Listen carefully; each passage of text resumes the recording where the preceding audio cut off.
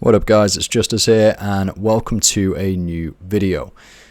This is part 2 of the series so far. This video is going to cover the approach to group PvMing that I've taken from my experience, what I believe to be a good approach when you're trying to find new groups to PvM with or do certain types of content that you enjoy to do. And also I will wrap up some benefits from part 1 of this series as well. The benefits of engaging in group PvM, especially within the framework of the combat mastery achievements. So let's move on to the second major part of this video, which is what sort of approach can you take when asking or being asked to join groups and or teams trying to do combat achievements, challenges, or just generally having fun in a group context. If you're being asked to join a team, sure, ask what boss and what they're planning on doing, but don't outright decline if it's a challenge you've already done. You know, using the combat achievements framework as a specific example, right?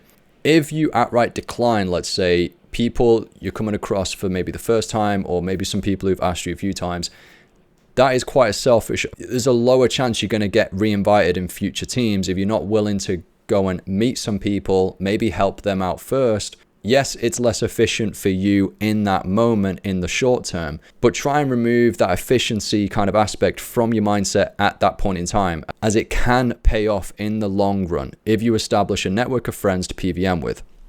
This works the other way around. So if you're asking someone to join you and all they fixate on is a specific boss they want to do or a challenge that they want to do, and it's not overlapping, or that boss or those challenges don't overlap in any way, let's say there's no compromise.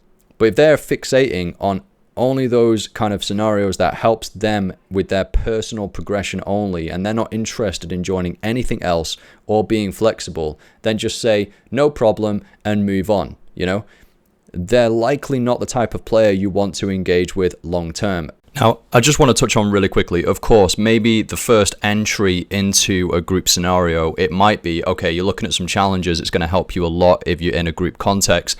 Okay, you're going to go and join the certain friends chats or FCs that build up teams to do with that boss. That's fine, you know, going in with that approach first, kind of around a particular boss you want to go and delve into. But then once you're in there and people are asking you and you're asking people to kind of group up together, you know, it's about then making those choices about what challenges you're doing, be a bit flexible in that scenario. And also those same people you've just met, maybe, you know, start adding people to your friends list. If a trip went really well and you got on well and everyone was pretty chill, then add them to your friends list and then ask them to go to a different boss in the future. Or if they ask you to go to a different boss in the future. So that's what I'm alluding to. Straight off the bat, sure, you're meeting people for the very first time. You're not going to want to do loads and loads of favors for like brand new people. So it's just that easy entry in, and then once you've established that initial connection, you've added each other to your friends list, that's when you take it to the next level, and that's when you start asking, you know, those same people, hey, do you want to go and do this piece of content? And they may ask you too, and you want to be flexible in that moment. Establishing a network of mates whose main focus is just to have fun in the game as the primary focus, to team up, discuss hot topics, help each other out, is a much better scenario than having to find a random person every single time who might be really good at a particular boss just, you know, for those ad hoc scenarios or those one and done scenarios for a particular challenge or a boss encounter. And then, you know, the chance of never meeting again is pretty high. You go your separate ways. You know, that doesn't really build a bond. It doesn't build those kind of memories that are lasting and that you'll look back at fondly to say, you know what, that was worth my time. Like, I had a lot of fun playing. You know, we might not have got a drop. You know, I might not have got my challenge, but I helped like 2 guys in my team like get challenges boxed off. They completed the hard tier, let's say, and it felt awesome. And some crazy funny stuff happened. I killed my teammate on Virago, kind of, you know, we tried to do the friendly fire challenge and instead I just omni-powered him. You know, that's a pretty purposeful kind of team kill right there in that scenario. But you get the picture. Like, those moments are ones that you will look back at fondly.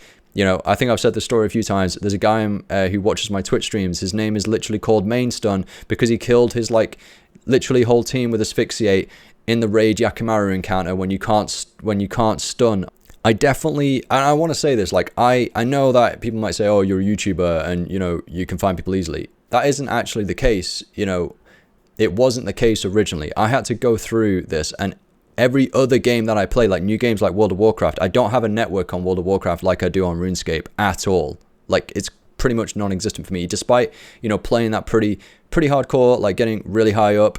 You know, yes, I had certain networks, you know, when I was in clans or guilds, but you know, for the most part, I have not, my network over there is nothing like it is on RuneScape. And I'm actually trying to get my mates over to that game, but I'll get onto that in a second. But I just want to let you know, like, and reassure you, I definitely had to also go through this, and I do with other games as well that I play, because I know it benefits me more, and I'll have more fun if I'm engaging and doing it with other people. It's getting more value out of that time that you're playing that game. It's much better than playing by yourself, like, overall, right?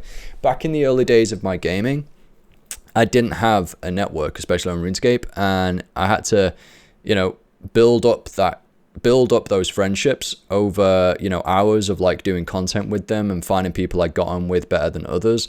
And now I have a close knit of mates on who do play RuneScape, and occasionally others join in, and we expand the teams out and we help each other out. And it's the most fun I have in the game.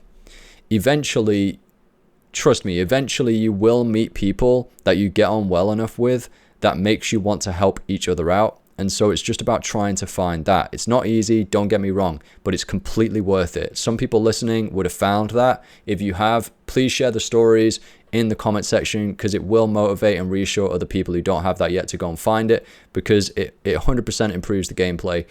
But overall, you know, let's take all of this out of it. Maybe you already have friends. Maybe you've played RuneScape in the past and you're listening now. This is a really good time to check out the game and, you know, group up with those mates, you know, kind of bring back those friendships, however you want to call it, get back together and go and just goof about and go and try out some of these challenges. It's pretty damn fun. Also, another way is just to get existing mates you play in other games to try out the game that you're interested in and the game that you're playing. Now, this is difficult, right? This is exceptionally difficult. It's much easier in variety gaming though. So those games that are really easy to dip in and out of and require minimal upstart to get going. So co-op games, for example, like Space Marine 2, I've been having an absolute blast on that with one of my best mates recently. Like Helldivers is another one. Maybe story playthrough games like Remnant 2. Just any co-op mission-based games really, or competitive team-based games, but I tend to stay away from those these days. Trying to do that with RuneScape is extremely difficult. It is for most MMORPGs, but definitely RuneScape, as it has a constant linear progression system with no real catch-up mechanics. World of Warcraft does this a lot better, for better or good, depending how you want to look at it. It does have its pros and cons, but effectively it does reset pretty much the majority of progress. Not all, not some of the underlying systems, but the majority of like your gearing progress. It will reset like your power of your character to an extent each season, and so it is much easier to get your mates involved on that game. Although I've been trying to get some of my RuneScape mates into WoW, one in particular for a while, to no avail, because I love running M+ dungeons on that game, which is like a 5-man piece of content. And if you have at least 3, it becomes a lot more viable at a very high level, because all you have to do is go and pug 2 more and you can carry most of the weight and carry most of the coordination with 3 people. But I've still not managed to persuade them. They know who they are.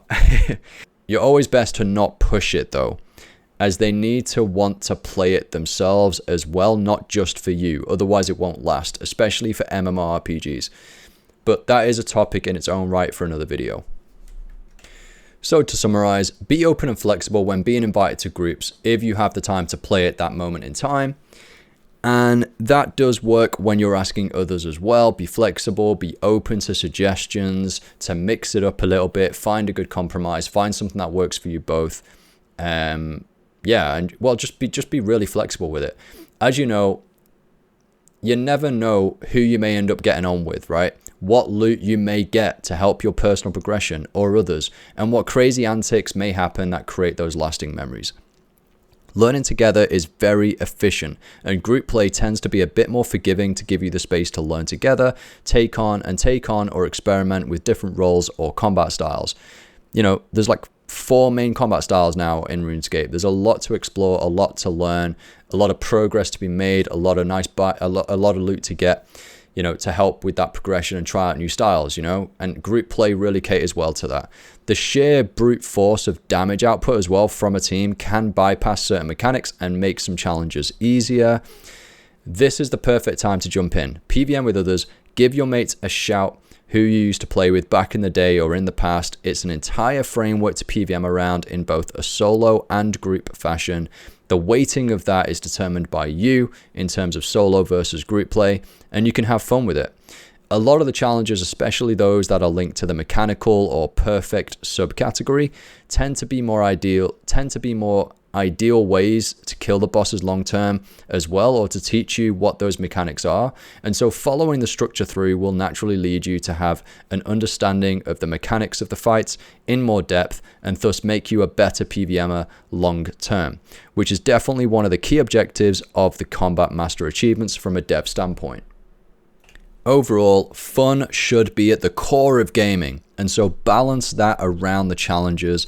You don't need to engage with areas which you outright despise. Focus on those areas you enjoy, and or join something new when asked, as you never know. It might be your next favorite boss encounter or type of content. Thanks for listening, and I'll see you in the next video.